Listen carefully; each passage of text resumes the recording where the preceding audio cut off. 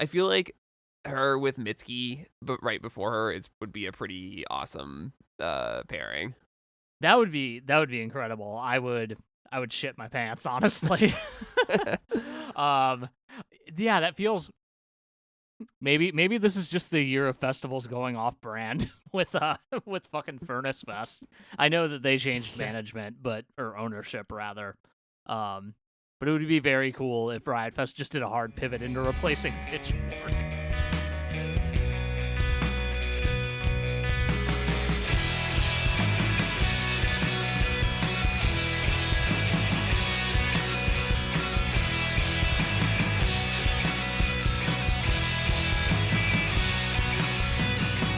Welcome to Noise Floor, a podcast about music and our favorite artists' discographies. I'm Matt Kistler, And I'm Troy Sennett.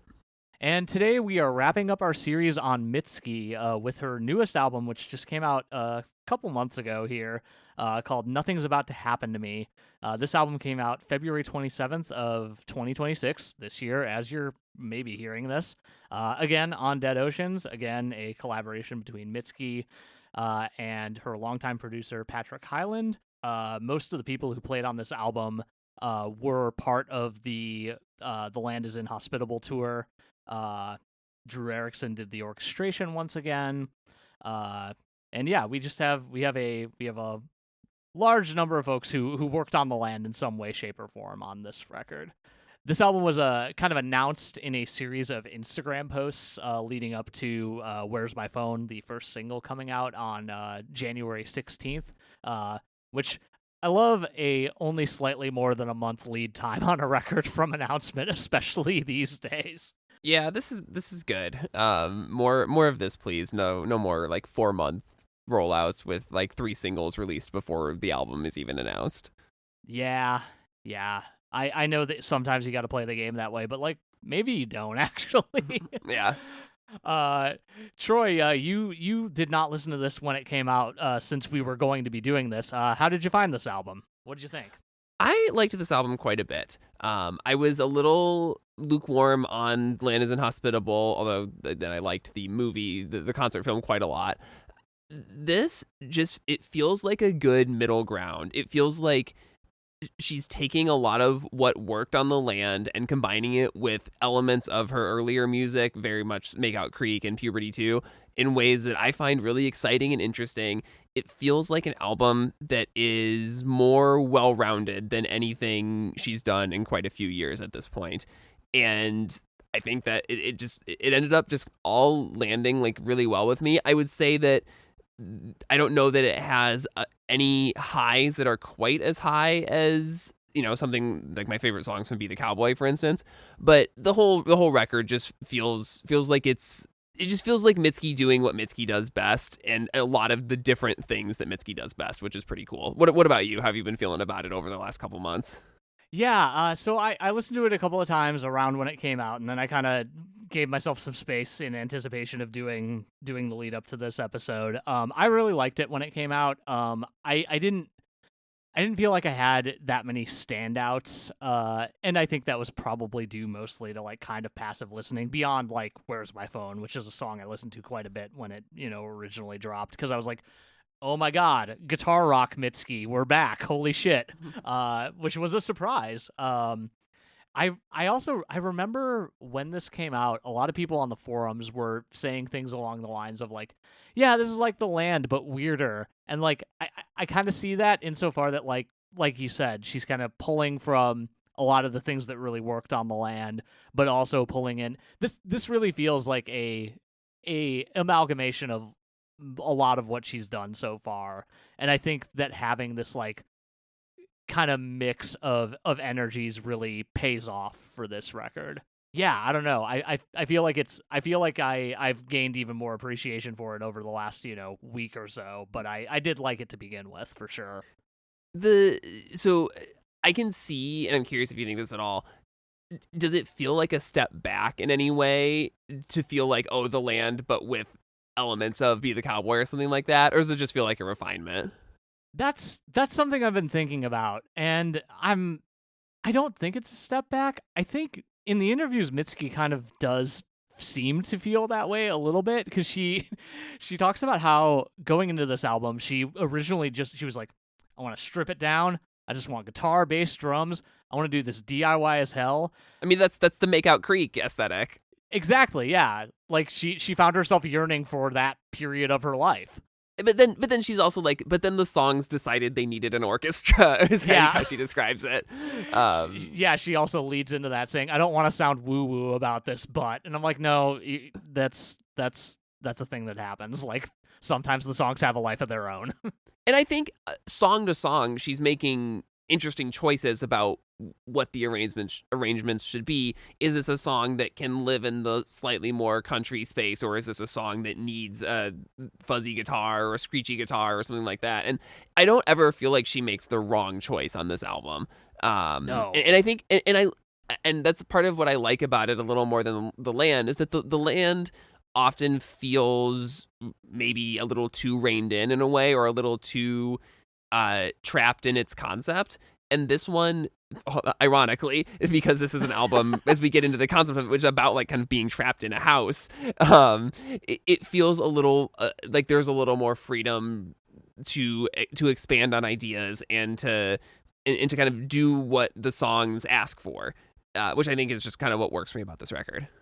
I do definitely agree with that. Like, I think that Mitski's kind of maybe hesitant but ultimate instinct to let the songs do what they wanted to do was the correct choice here.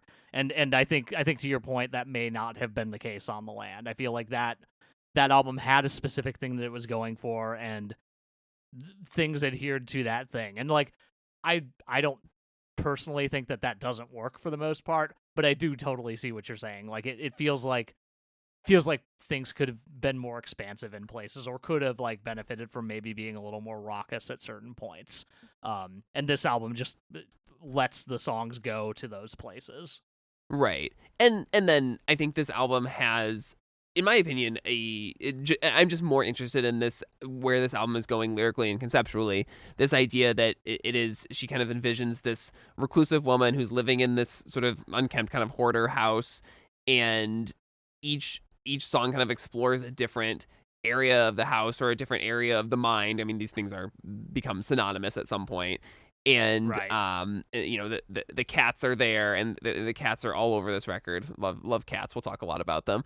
Oh yeah. But it also, of course, this gets me thinking about La Dispute's Rooms of the House, which is another album that kind of uses a similar framework, and that I have spent a lot of time with, and I have a very fond opinion of that record, and I think it's kind of like maybe the best La Dispute album until No One Was Driving the Car, which I think is not maybe a common opinion among La Dispute fans, but I think that kind of primed me to be really into the conceptual framework of this album.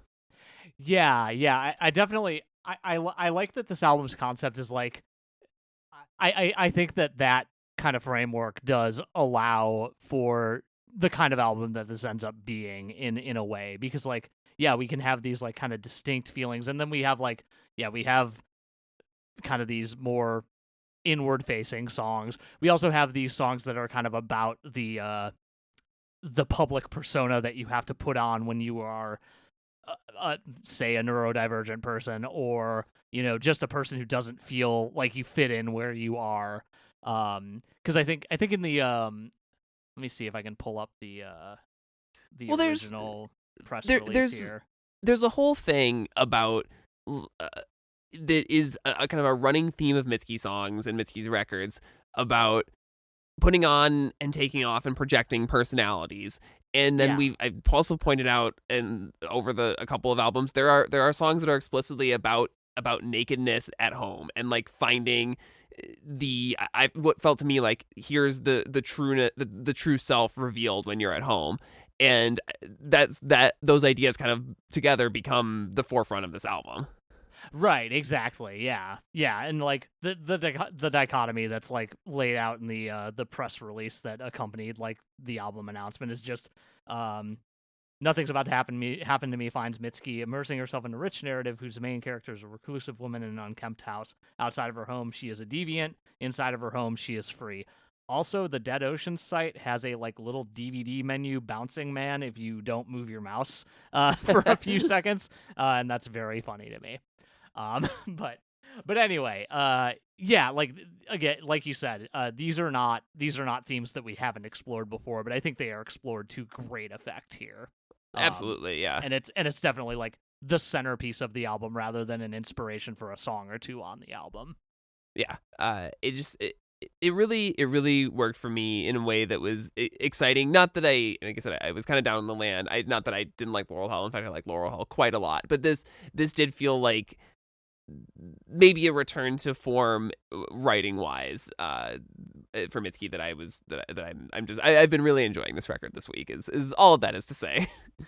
That is totally fair. And like we'll probably get into this a little more later, but in a way that makes me very curious what happens next.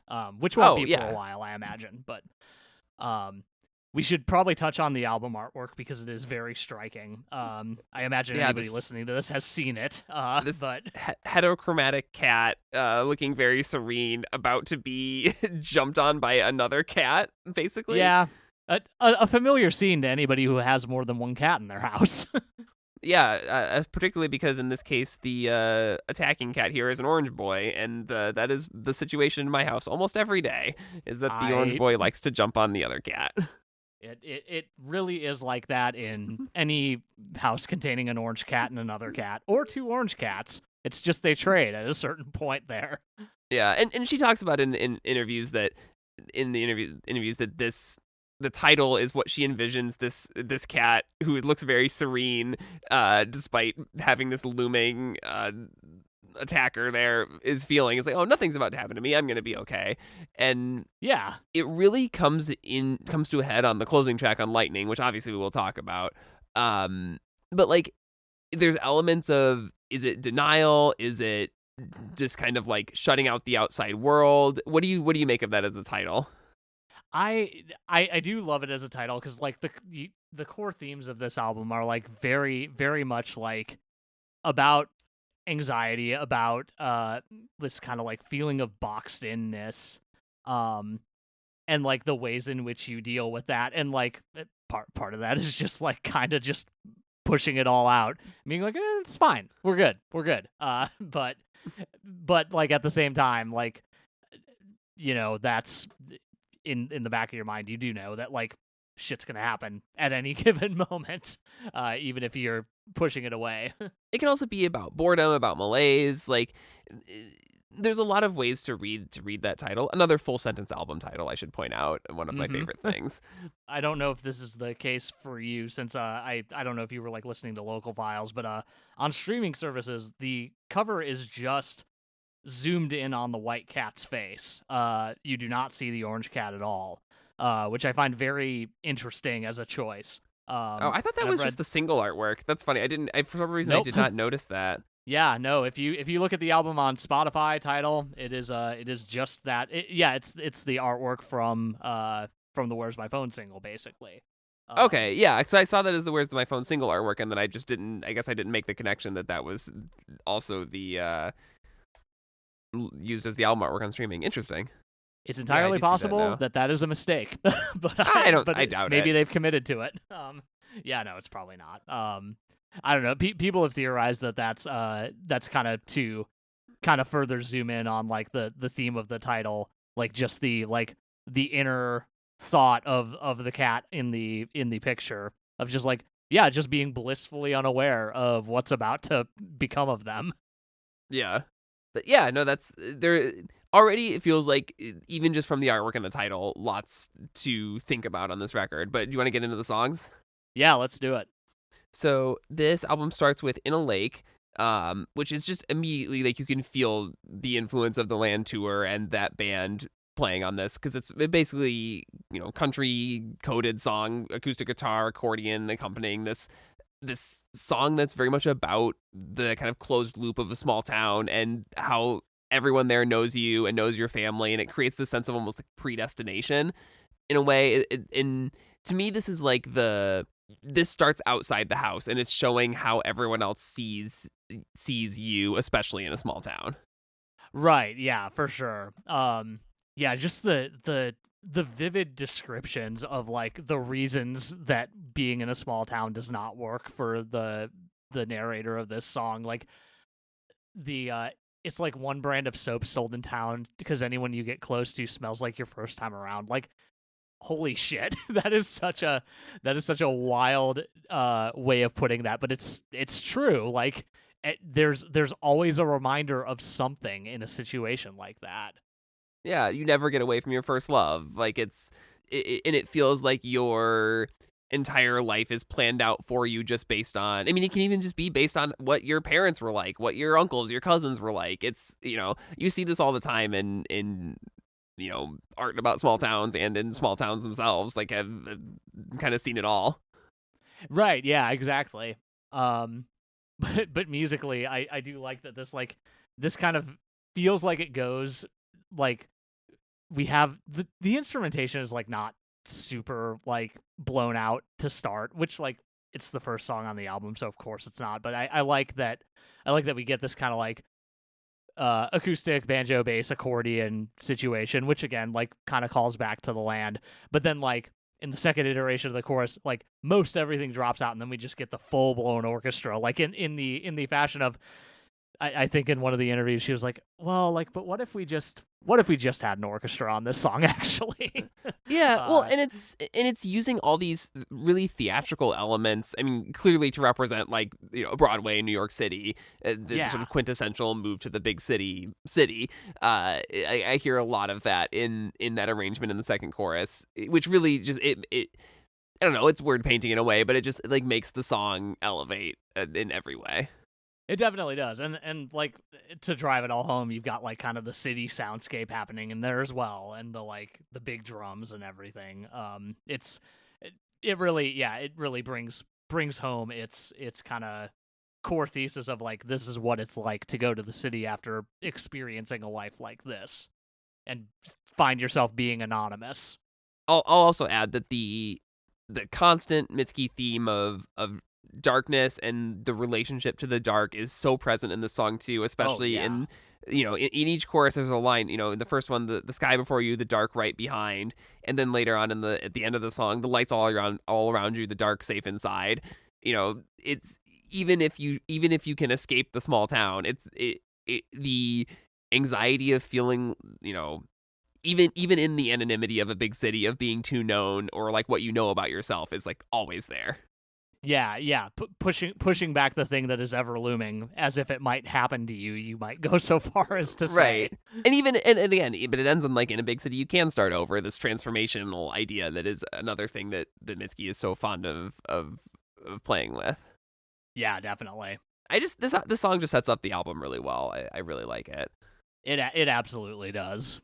And from there we get to Where's My Phone, which, as you mentioned, is kind of like the fastest, most raucous Mitski song in many years at this point, Many I years, think. yeah, like since maybe puberty too, I would argue. Yeah, there's some on Be the Cowboy, but yeah, I mean, this is the one that feels the most like kind of almost a throwback to Make Out Creek era. Yeah, Just in the way the guitars sound, in the sort of looseness, and this feels like a full band playing loud in a room sort of sound. But it still keeps some of the new elements. There's like a sax that's doubling the vocals. It's just like fuzzy and loud, and just, I don't know. This is not what I would have expected the single from this record to sound like, and it's very exciting. I was genuinely shocked when this single dropped, and I was like, is this what the album's gonna sound like? That's nuts. Amazing. Yes and no. Yeah, yes and no. Yeah, sometimes is kind of the answer to that.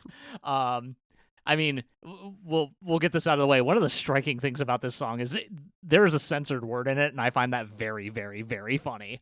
Oh yeah. And I know it's like kind of symbolic of like the character being portrayed here, and like how they're putting themselves out into the world. But like it's one of those things where like it's so obvious what the swear is, because it's if night is like you punched a hole into tomorrow, I would fuck the hole all night long. Like it's so like it's this song is already like kind of like maybe not taking itself very seriously to start with, and that just like kind of takes it that extra little bit, and I love it. Yeah, I'm curious what you mean about when you say it's not taking itself too seriously, just in the sense that it's using the phone as this like that losing your phone sets off this sort of panic moment, or what do you think? Yeah, I think it is that, like, it is a, like, the subject matter of the song is very serious. Like, it is about, you know, having a panic attack, like the feeling of creeping anxiety, but it's framed in this just like really incredibly common, like, modern problem that we have. And like the first couple lines of the song are just, where'd it go, where's my phone, where's my phone, where did I leave, doesn't specify like that you're talking about the phone in that line. Like, it obviously it's a Mitski song. It's got more meaning than just looking for your phone, clearly. But like I think she's having fun with these lyrics in a lot of ways. And but then like we'll snap back into like kind of, I guess, a more regular mode for herself in many moments of this song. Yeah, especially the I just want my mind to be a clear glass, and this idea of like wanting to be rid of the memories or the feeling or whatever it is. Right, exactly. The song has quite a striking music video, Oh my god. inspired Yeah. by Shirley Jackson's "We Have Always Lived in the Castle." It's a very like frenetic video with a lot of like quick edits and fisheye lens and like really close zooms in on faces, and it's. I don't know that I could I have not read that Shirley Jackson story, so I don't really know exactly what it's pulling from it. Outside of like the vibe of a big old house, which is also kind of the vibe of the album. Did you know that book? No, I only know, I know of it, and I like broadly like have an idea of what it's about, but I've never read it. I've only ever read The Lottery as far as Shirley Jackson is concerned. Yeah. But still, it's still a great music video. I think Minsky remaining top tier. Sort of the patron saint of music videos in the modern era. Oh my god, yeah, yeah. It is watching that video makes me feel like I'm about to have a panic attack, like straight Yeah, up. yeah, it does that effect very well. Yeah, and there are musical things that also like really represent that. Like the bridge gets really disorienting at times, and obviously that's intentional, but like it's very very well executed in that regard. Yeah, and this idea that like you can't even in a familiar place you can't find your footing. Right, exactly. Next up is Cats, sort of a melancholy song about, I guess, about a struggling relationship that is where one person wants it to end and the other person doesn't, and trying to reconcile that and figure out kind of what to do with that, kind of through the lens of this couple's two cats that are kind of just around for the whole thing. Yeah, yeah. This is this I mean, not to get too far ahead, but like this paired with If I Leave is like a really great kind of 1-2 of songs. Because like, yeah, this is very much a like again, like, I'm probably going to say this a few times, but like we've explored this theme with Mitski of like absolving yourself of the responsibility of a relationship in general. Like, we start off this song with "I won't leave you because I still love you, so it's up to you if you choose to go." Like, if it happens, it's not going to be my fault. Like, just throwing your hands up in the air. And also like apathy too, like Yeah. I've felt everything, and then I can't feel anything more. Someone else make the decision for me. Right, exactly. Yeah. And like, but yeah, and then juxtaposing it with these cats who are, making sure I'll be all right, asleep by me tonight, etc. Um, I mean, again, like you said earlier, cats come up a lot on this album, and Mitski mentions that like one of the reasons that, aside from the fact that she loves cats, is that she sees like, in the dichotomy of like cats versus dogs, it's that dogs are obedient. Dogs can be taught obedience. Dogs are there to please you. Cats have their own lives. Can't really be taught to be obedient. They're gonna do things because they get something out of it or because they want to. And like it creates this very weird extra thing of like cats are feminine and dogs are masculine, and turns out society don't like women that much, as we've talked about many times in this series. So I like that we make an introduction here in this song of like kind of introducing like the theme of the cats, you know, being there for this person who is going through it, but also like maybe not going through it in a way that is constructive for them. Yeah, and I feel like her point in the interview is more that men tend to be dog people because they want that obedience and control. Right. Which I don't know. I feel like that might be a little too much of a generalization coming from a male cat person myself, but Sure. but no, but I think that like I guess what do you make of this the way the song ends? Like maybe tomorrow night the cats will be nowhere in sight, but I'll be glad to know they're out following their heart's delight. Like is this the idea that in her mind like the cats are giving her sort of permission to be free of this relationship because the cats themselves are also free in a way? I read it more as a contrast to the narrator's situation. But I do think that feeds into maybe the idea of like it being giving this permission, because like yeah, we spend most of this song going, well, like I'm not gonna leave. If you choose to leave, that's fine, but that's on you. Like seeing a creature that you have this like, you know, kind of deep connection with go off and do what it actually wants. I think yeah, to your point, like that could feel very freeing. But I think like, you know, it being at the very end of the song, I think it's intentionally vague. Like I am seeing this thing that maybe I kind of secretly or maybe not so secretly want. And maybe that is something that empowers me to do something for myself rather than, you know, absolving myself of responsibility, but also putting my entire life into someone else's hands. Yeah. The point is, we need Virtute the cat to come back and explain her departure. Is what actually needs to happen here, so we know. I think you're right. I think you're absolutely right. Next up is "If I Leave," a song that does have like just another just like huge bridge with lots of guitar fuzz and effects, the classic Mitski buildup. But I think this song really calls back to some of the ideas in the opening track about hiding in a big city, this idea that no one in the street knows, no one in this mall knows, no one in this bar knows, you know, whatever, you know, weight you're carrying is invisible to the people around you, especially if you're in a big city.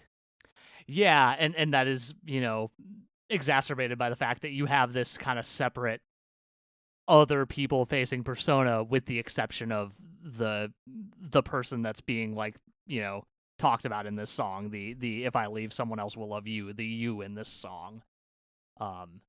Which like yeah, like you found a person that you can more or less, to the degree that you can do this with anybody, be yourself with.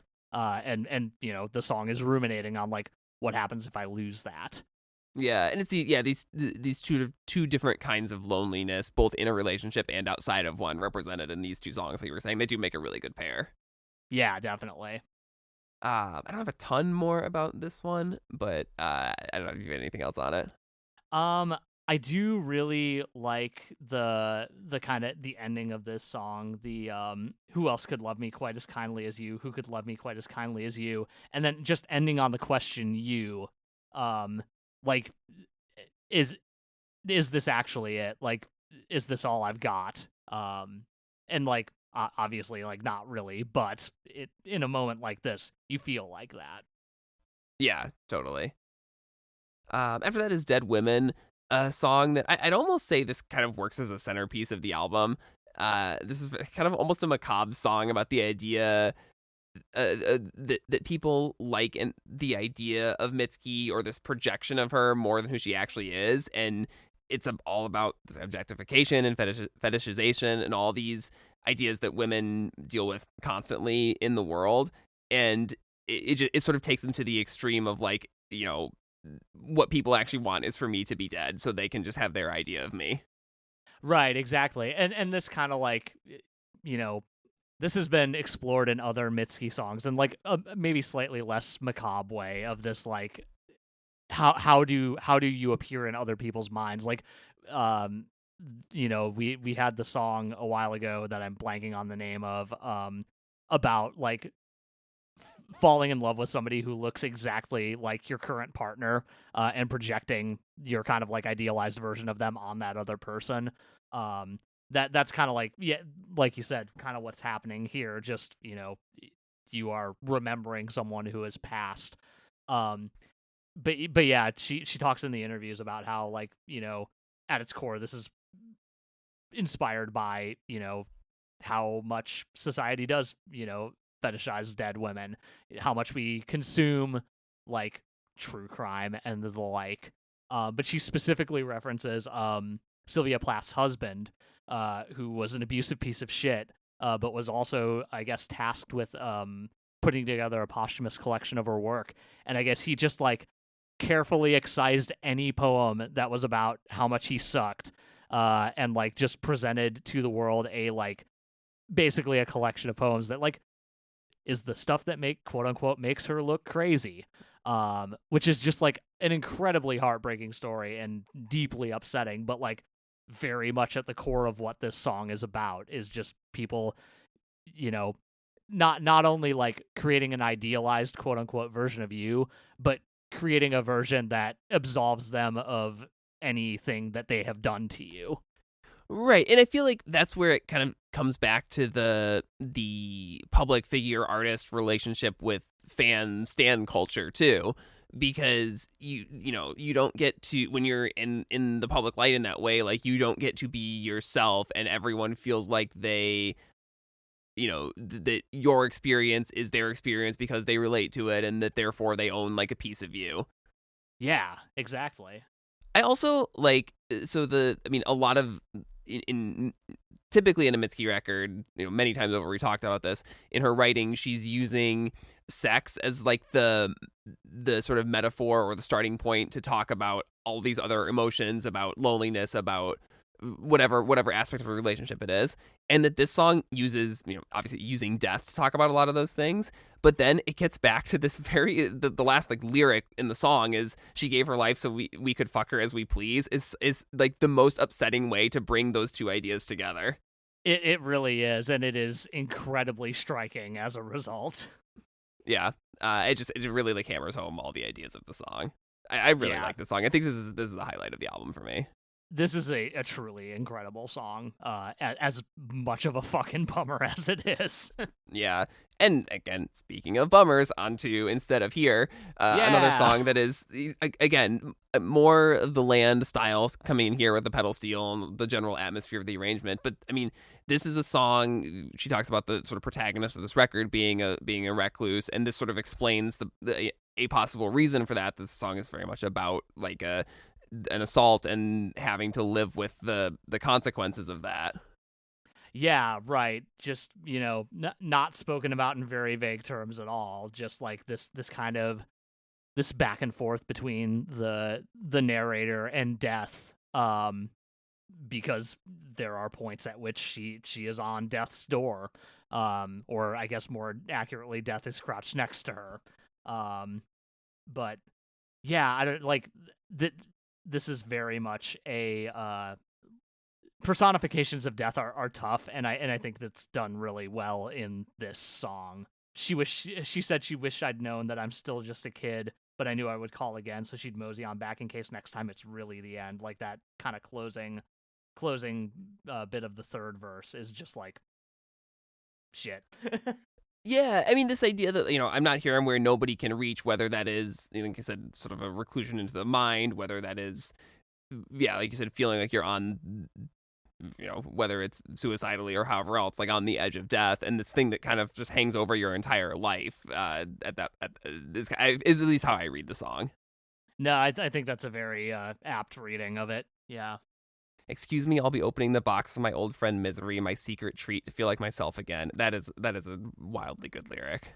It's so good, because like that is like, calling it my secret treat is a thing that like kind of pulls you out of the song a little bit, like just because you are forced to think about like what that means, because it feels so out of place, at least initially. And like I really love that like little turn that we do in this song. Yeah, and just the idea that like at some point the misery becomes like a comfort in a way if you don't feel Oh like yeah. anyone else within yourself, like because you don't feel like there's anyone else can understand it. You know, I Yeah, you can get used to anything and it is terrible. right, yeah. After that is I'll Change for You. This was the second single from the record, a completely different stylistic turn from Where's My Phone in terms of singles, and really in terms of like anything else on this album. It's like a jazzy, almost bossa nova tune. Yeah. But another, I think, a surprising single, but a real highlight of the record. Yeah. She mentions that like they kind of wanted to create the atmosphere that's described in the song. Like you're wallowing, but you're at like a really nice bar, like a really nice cocktail bar, enjoying your depression in a very nice place by yourself, but also with other people. Yeah, this song is honestly kind of incredible. I forgot to mention there are like cartoons that like New Yorker style cartoons that accompany some of these songs, and the one for this one is a person dressed up in a cat suit with their cat looking at them, and the cat is saying, "You're embarrassing us both," and I love that. That is really good. I mean, yeah, she does describe this as like, I just wanted to write a song about being pathetic. Yeah.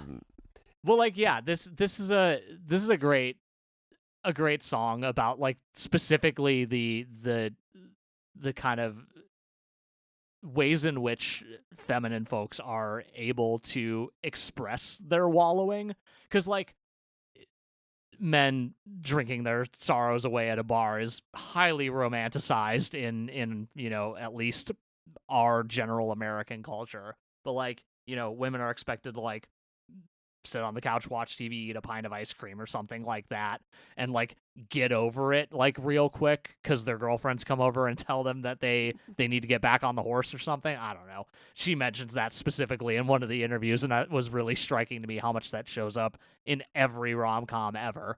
But like, yeah, I love this image of the start of the second verse. The bars are such magic places you can be with other people without having anyone at all. That's such a striking thing, and I love that it shows up in this song. It sort of goes back to the small town big city dichotomy with like it's the anonymity. It's the everyone there is a stranger to everyone else, even though you are all together in this seemingly communal place. Right.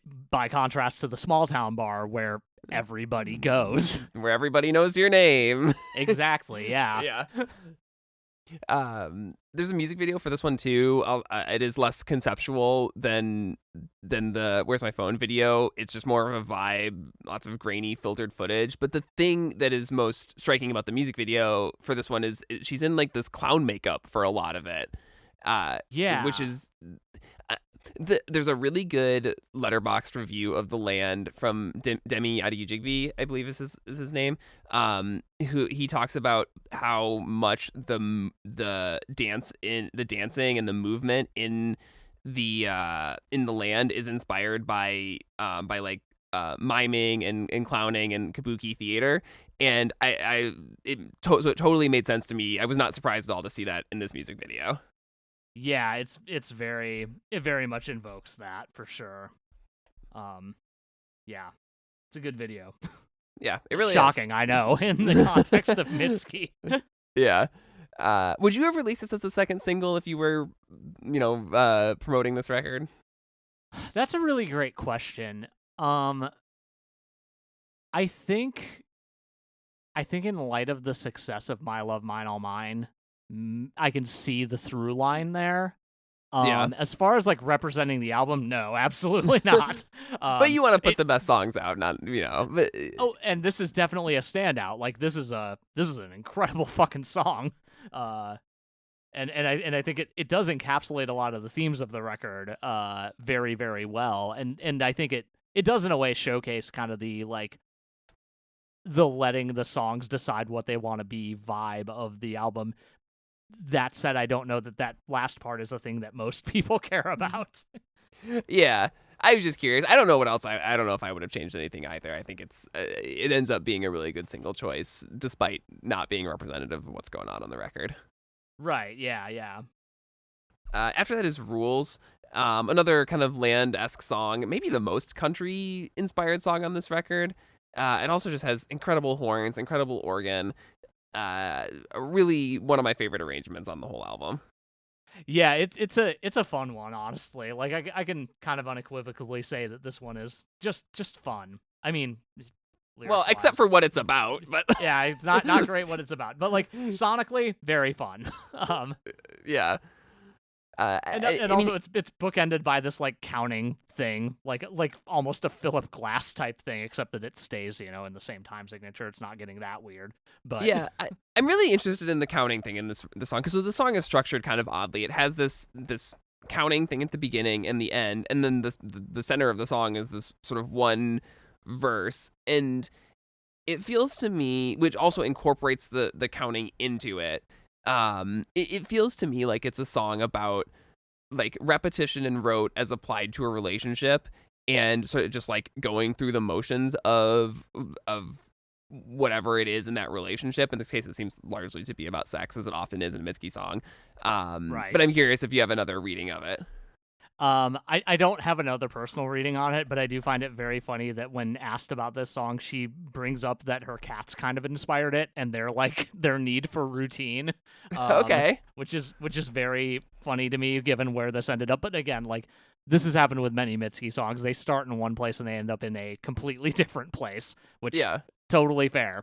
But yeah, I mean, that's definitely my read on it too. But it's all backed by this like the bridge of this song, or the instrumental break as it's labeled online, is like almost like Dixieland jazz influenced, which is like kind of singular in Mitski's entire catalog.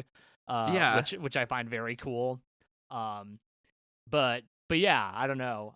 But we once again run into this theme of like being the idealized version of yourself that you think somebody else wants. Like in the middle of the song, we have the I'll have a new haircut. I will be somebody else. yeah, I'll be somebody else. I'll be dressed like your best idea. It's the first rule. It's again incredibly fucking depressing, but backed by this really jaunty tune. Yeah, a good contrast there. Yeah. After that is That White Cat, another song that just doesn't sound sonically like nothing else on this album. Just this very cool, dark, really driving, heavy vibe to this one with these pounding drums and kind of echoey guitar leads. A song that just feels to me like it's about the transience of things, possibly of existence itself. Yeah, I mean, definitely. For me, sonically, this like reminds me more than anything else in Mitski's discography of Sleater Kinney. Oh yeah, Like specifically the vocal affect is like very Corin, which is really cool. But the guitar's a little bit too. And the drums are like kind of, I think, clearly Janet Weiss influenced. Like I don't want to focus too much on individual lines because it does like kind of take away from the overall message, but man, the white neighborhood cat marking my house, it's supposed to be my house, but I guess according to Cats now it's his house, is so good. It's one of my favorite things on this record, especially because it is followed up by this just like huge zoom back of things will leave you, they get broken, they get lost. And then asking about, well, what about when you die? Like, what do you hold on to then? Like a very classic like Mitski zoom in, zoom out type thing that I don't think I've specifically mentioned that before, but it does happen a lot. Oh yeah. Is this the other like a reading of the song that I have is also just like another song about late capitalism and about the how industry just preys on people's work. You can very easily read it that way. I think although it has a less positive view of cats in that case. I mean, yeah, gotta go to work to pay for that cat's house. Yeah, no, the thing that like leads out of that, the for the red corseted wasp who lives on my roof, for the family of possums, for the bugs who drink my blood, and the birds who eat those bugs. Like like going up this hierarchy of things, ultimately culminating at the cat that owns your house. Right. Which, yeah. Like I think that is a very, very fair parallel to draw then. That escalation also does remind me a little bit of a Burning Hill in a way that I do like quite a bit, just in terms of the way that the lyrics, connect back to one another. Yeah, definitely. After that is Sharon's Opal. Is that how you pronounce that? Karen's Ogle, I think. However you I've pronounce seen it. that second word written other ways too. The guy who ferries you across the river Styx. You give him gold. It's fine. Yeah, I mean, so death just ever present on this album, particularly on this song. I feel like the song almost has like a supernatural vibe to it. I don't know if it's something about sort of the string instrumentation or arrangement or what it is, but or just even the subject of the song, this idea of this woman who's feeding dogs that were owned by people who had died. It just feels kind of ghostly and ethereal in a way that gives the song a pretty unique identity on the album. Oh yeah, I definitely read this as like the like literal thing that's happening here is she is feeding these dogs of long past people to keep their spirits at bay, more or less. Yeah. I think what ends or adds to that kind of atmosphere of supernaturality is this these like human oohs that we get that are like kind of imitating a dog's howl, like a chorus of dogs. There's like a dozen in the song, if I remember correctly. And it kind of gets into an uncanny area if you like, I don't want to say if you're not thinking too hard about it, because like you have to be thinking about it a little bit to be like, oh, those are dogs. Oh, but those are people. It lives in this like weird in between space that like does invoke this kind of supernatural feeling for sure. Yeah.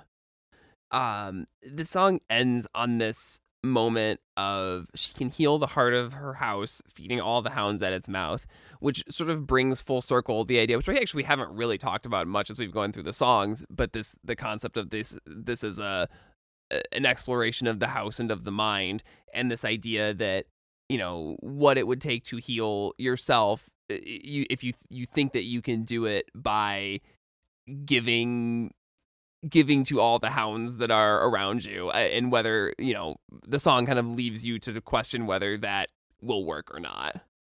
Yeah, because like we return to this idea of we came to this house to start a new life in this house, and then like kind of we turn to the kind of central metaphor of the song based on its title, be the coin in its mouth, the kind of offering to the ferryman to carry you to the afterlife, which again lends to the like kind of supernatural element, but like similar things occur in other religions, like the like two coins closing the eyes on a corpse, et cetera, et cetera. But like, yeah, kind of coming back to this, like, I came to this house to escape, but there is something deep within this house that like I need to fix, and also deep within myself that I need to fix in order to actually get where I want to be. And I think you're right. Like those metaphors kind of like really crash together at the end of this song, and I think it works really, really well. You know what else I like about this song? The song, I think, has more lyrics than any other Mitski song. I think you might be right. It is a fairly long short story by her songwriting standards, which is also just kind of a nice change of pace. Yeah, it's a really huge standout in that regard for sure. It also has a really great fiddle moment in the bridge. Oh, absolutely, yeah. And the return of some like the choir. You talked about the ooze, and it almost feels like a bit of a callback to the choir jump scares on the last record. Right? Yeah, and it's like it's more subdued on this song, but more haunting, I think, as a result. Yeah. Then we get to the closing track, Lightning. Yet another reflection on death and to an extent rebirth. This once again starts quiet and kind of explodes in the bridge with this incredible little like synth or guitar squeal that's going on there. It's oh my god, very, yeah, very good stuff. I just wrote big feedback in all caps when I got to that point in my notes, and that's one of my favorite Mitski things, or really any artist. Big feedback, you got my attention. Yeah. My big question about this song is the last stanza of it. I can hear the song of my death singing for the lightning to come, calling to the thunder polo. I was thinking about that in relation to the album title, because the the album being called Nothing's About to Happen to Me, and yet it ends with this moment of really thinking something extraordinarily rare, a lightning strike, is about to happen to you. How do you like reconcile those two ideas? I mean, I think we've been on a journey through this album, and we've maybe arrived at a point where we can no longer ignore the signs around us that something is in fact about to happen to me. Is kind of where I land on that. Um, it feels like a moment of almost radical acceptance, but like not in the same way of like, the like kind of looming like my partner's about to leave me, and it's going to be their fault because I have disengaged from this type thing from earlier in the album.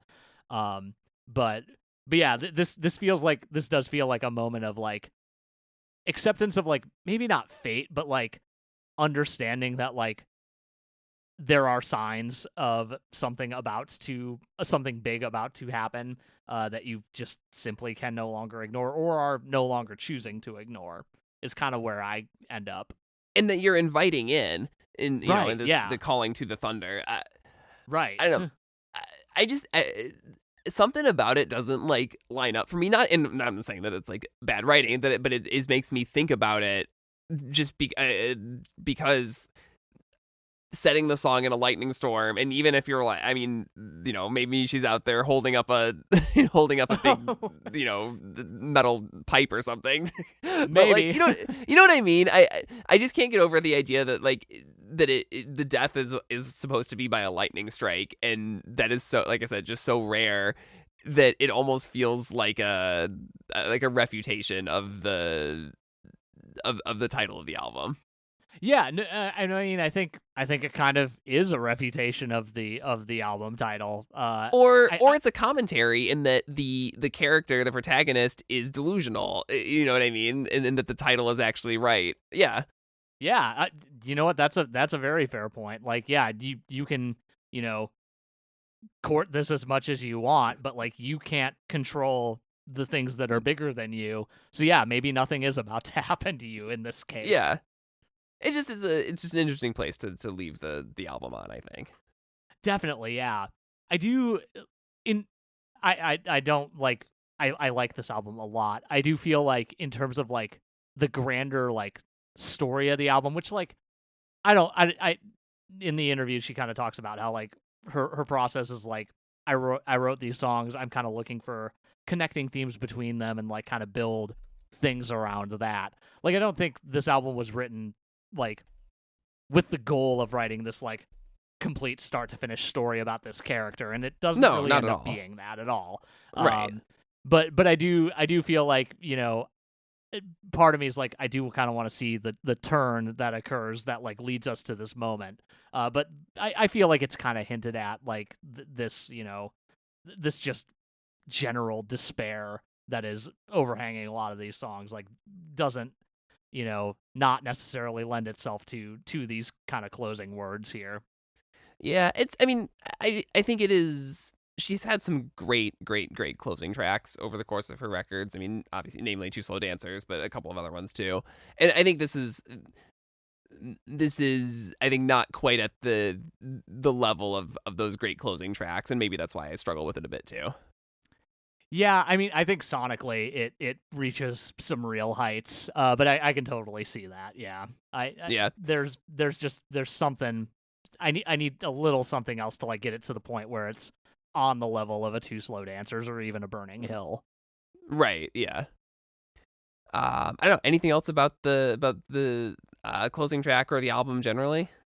Nothing else really about the closing track. I just like I feel like as I do with most of these albums, like I really feel like I appreciate it more than I did right when it came out. But kind of thinking more deeply about like the sonic differences between this and The Land and also everything that's led up to this really does like I know that like we will be surprised at whatever happens next, and I cannot possibly fathom what that looks like, and I'm very excited for it, even though it'll be 3 or so years from now. And also, I very much want to see some of these songs played live, and as far as I know, fingers crossed something will get announced soon, but nothing announced for Chicago yet. So, oh, we should talk about the shows actually that have been happening around this, maybe a little bit. Yeah, well, she's been playing in like kind of unconventional spaces generally, right? Or kind of like weird venues, smaller venues than you would typically think she would do at this point in her career. Yeah, because like she talks about like that's kind of a thing that continued on from kind of the initial like conception of this album, in that like she wants to recreate. I think this the thing she said. I don't think I have the direct quote in front of me, but what she said was, I wanted to go kind of harken back to when I was going to like DIY punk shows, and going to the show felt like an event. Like you felt like you were having a life-changing moment in the moment, rather than like looking back on something and going, oh yeah, I guess that was kind of a big deal. Like she wanted to invoke that feeling with these shows, and like from what I've seen of like the Hollywood high school shows and whatnot, like that really does seem to be the case here. Like these shows appear to be a spectacle, just in terms of like not just the performance itself, but everything surrounding it. Yeah, I haven't watched any videos from this tour yet. I probably should. I'm hoping that we'll get a Chicago show. Maybe Riot Fest would be pretty cool. Would be pretty cool. Later this year, I would really like to see Mitski again, particularly headlining, considering that I've only seen her open, first of 3 on a big arena tour before. Yeah, she's an incredible headliner. She will not disappoint. If that I happens. I want to go back to something you were saying. You were kind of speculating a little bit about where Mitski goes from here. There is an interview with Patrick Hyland at one point, maybe a couple albums ago, where he talks about Mitski making albums in pairs. And yes, I remember this. Each second album being a response to or a continuation of the first one, or a little bit of both. And I mean, so you've got Lush and Retired from Sad that are kind of paired in this like figuring myself out, figuring out how to use a studio and make a record, and then writing the biggest studio exclusive album you could make. And then Bury Me at Makeout Creek being this DIY thing, and Puberty 2 being kind of the expansion of that. Those records were made in very quick succession. And then Be the Cowboy and Laurel Hell having this Laurel Hell feeling like a sort of refinement of the synthesizer driven sort of dance exploration of kind of dance ideas that are sort of present on Be the Cowboy. And then these last two being like we're going to do a very country inspired record, and then this album feeling like a refinement of the country thing, along with more guitar stuff, more rock elements. And so like I feel like we're at a point where the next record could be something entirely different, like you were saying. And it doesn't necessarily, if she keeps that pattern up, the next one will be a reinvention and not necessarily a response to something she's done before. Yeah, I could totally see that. And I think that's probably the most likely scenario, because this feels like, in many ways, this feels like the ultimate realization of what she was going for on the land, but also like, again, the kind of letting the songs do what they wanted to do, coming from this like, I want to do it just all like as stripped down as possible, to what we ultimately end up with here. Like, yeah, I think literally anything could happen next. Yeah, it's one of those things like you have to make the record to then know how to make the record.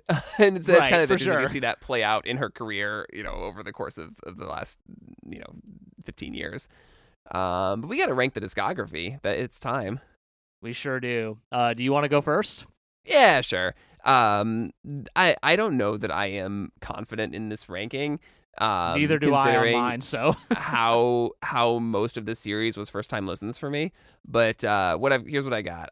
Number 8, somewhat sadly, is The Land Is Inhospitable and So Are We. Like I said last week, not to say it's a bad record, it's just the one that has resonated least with me.